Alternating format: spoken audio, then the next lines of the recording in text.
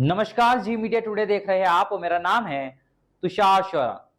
देखिए, आज से एक हफ्ते पहले यानी 8 अक्टूबर को दो राज्य हरियाणा और जम्मू कश्मीर के चुनावी नतीजे आए और यकीनन हरियाणा के चुनावी नतीजे चौंकाने वाले रहे, क्योंकि हरियाणा जहां पर लगातार कांग्रेस की जीत के कयास लगाए जा रहे थे, हर एक exit poll, opinion poll Congress की जीत की भविष्यवाणी कर रहा था। उसके बावजूद हरियाणा में कांग्रेस पार्टी चुनाव हार गई और बीजेपी ने जीत हासिल की। ऐसे में हरियाणा में क्या हुआ? क्योंकि बार बार कहा जा रहा है कि हरियाणा की राजनीति में जाट बनाम गैर जाट की राजनीति कामयाब होती हुई दिखाई दी।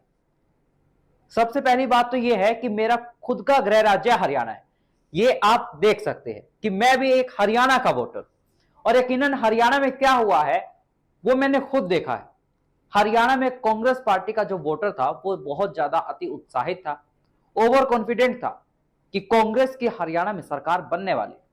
और इसी ओवर कॉन्फिडेंट के चलते कांग्रेस के कार्यकर्ता अपने वोटरों को घर से निकालने में नाकामयाब रहे और कांग्रेस का वोटर अपने घर पर यह सोचकर बैठ गया कि हरियाणा में कांग्रेस की सरकार बन रही, और इसीलिए कांग्रेस का वोटर अपने घर से बाहर नहीं निकला वोट करने के लिए। और बीजेपी का वोटर, क्योंकि बीजेपी का कैडर जो है वो बेहद मजबूत माना जाता है, क्योंकि बीजेपी के लिए जो है आरएसएस जगह जगह हर एक बूथ पर काम करता है, और इसीलिए बीजेपी का वोटर घर से निकला, बीजेपी को वोट किया और कांग्रेस का वोटर अपने घर बैठा। और इसीलिए हरियाणा का चुनावी नतीजा यह रहा कि बीजेपी और कांग्रेस दोनों को 39-39% वोट मिले।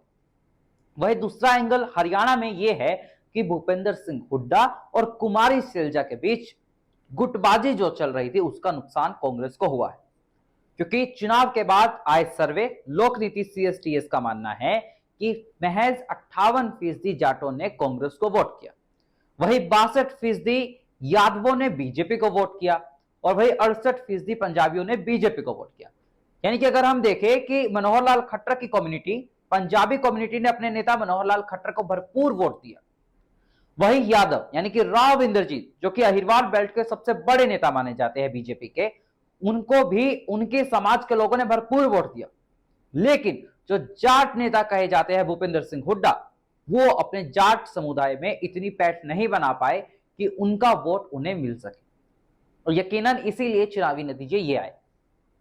तीसरा फैक्टर हरियाणा चुनाव में यह रहा कि भूपेंद्र सिंह हुड्डा को लगता था कि अगर हरियाणा में कांग्रेस की 60 से ज्यादा सीटें आती है तो हरियाणा में मुख्यमंत्री कुमारी सैलजा को कांग्रेस पार्टी आलाकमान बना सकता है, और इसीलिए भूपेंद्र सिंह हुड्डा ने अपने चहितों को ही टिकट दिलवाया था 70। वो अपने चहितों के खिलाफ ही बागी कैंडिडेट्स खड़े कर दिए, जिससे कि कांग्रेस 46-55 के बीच सिमट जाए, बहुमत का आंकड़ा मिल जाए और मुख्यमंत्री भूपेंद्र सिंह हुड्डा बने। लेकिन कहते हैं ना, जो सोचते हैं वो होता नहीं। हुआ ये कि भूपेंद्र सिंह हुड्डा ने जो बागी खड़े किए उन्होंने वोट तो खूब काटे और कांग्रेस को भी नुकसान हुआ, लेकिन वो इतने वोट भी नहीं काट पाए बागी कि वो खुद भी जीत जाए, और ना ही कांग्रेस जीत पाई। और जीती कौन? बीजेपी। देखिए, हरियाणा में अगर मैं बात करूं तो कांग्रेस ने कुछ ऐसी सीटें भी जीती है जो सीटें कांग्रेस पार्टी ने आज तक कभी नहीं जीती। INLD का गढ़ एलनाबाद इस बार कांग्रेस ने छीन लिया।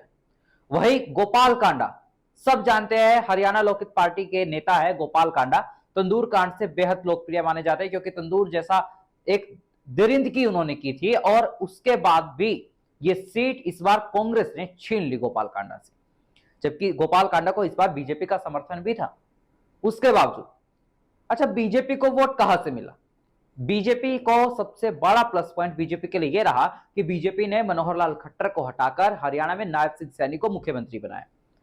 वही ओबीसी वोट बैंक जो था वो एक साथ एकजुट हुआ, क्योंकि मुख्यमंत्री सैनी जो है वो ओबीसी समाज से आते। ऐसे में बीजेपी को फायदा मिलना तो लाजमी था, लेकिन बीजेपी को एक वोट बैंक में झटका भी लगा है हरियाणा में, वो है एससी समुदाय। एससी समुदाय अगर लोक नीति CSTS की माने तो 50% कांग्रेस के पक्ष में जाता हुआ दिखाई दिया। इसका मतलब है कि एससी समुदाय आज भी कांग्रेस के साथ तो है, लेकिन इतना नहीं है जो लोकसभा चुनाव 2024 में था। ऐसा मैं क्यों कह रहा हूं? यही लोक नीति CSTS का सर्वे लोकसभा चुनाव के बाद जब आया तो बताया गया कि 62% दलित जो है वो कांग्रेस के पक्ष में गए, लेकिन विधानसभा चुनाव में वो 62 से घटकर 50% हो गए। और इसी को लेकर बीजेपी अब कांग्रेस के ऊपर निशाना साध रही है, और लगातार कांग्रेस अब गिरती हुई दिखाई दे रही। वही चुनावी नतीजे आने के बाद अब कांग्रेस में बगावती सूर शुरू हो गए। कांग्रेस के असंध से उम्मीदवार रहे गोगी ने भूपेंद्र सिंह हुड्डा और दीपेंद्र हुड्डा को बीड़ी गैंग कहकर संबोधित किया। उन्होंने कहा कि भूपेंद्र सिंह हुड्डा की वजह से ही आज हरियाणा में कांग्रेस पार्टी चुनाव हारी और इसीलिए कांग्रेस को अब 5 साल तक सत्ता से दूर रहना पड़े।